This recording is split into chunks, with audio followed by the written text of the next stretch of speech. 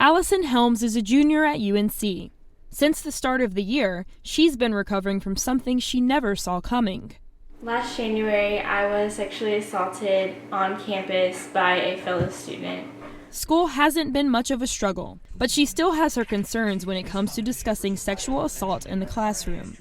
I never know where my professors stand with sexual assault, if they'll understand what I'm going through.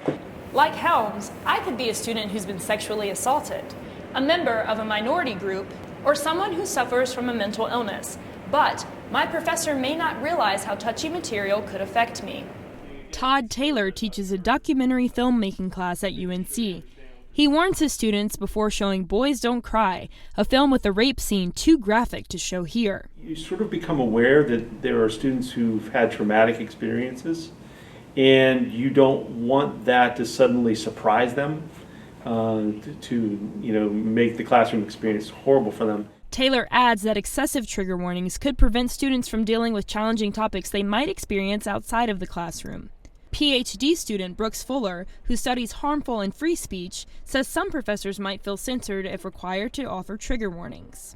Students and teachers should be able to meet one another in the classroom on their own terms rather than having requirements imposed upon them about how discussion's going to go. Along with advocating against sexual assault, Helms advocates for trigger warnings. She has some advice for professors who might question the place of the warnings in the classroom. Try to empathize with your students as much as possible. It may not make sense to you, but at the end of the day, it can really mean a lot to the person on the other side.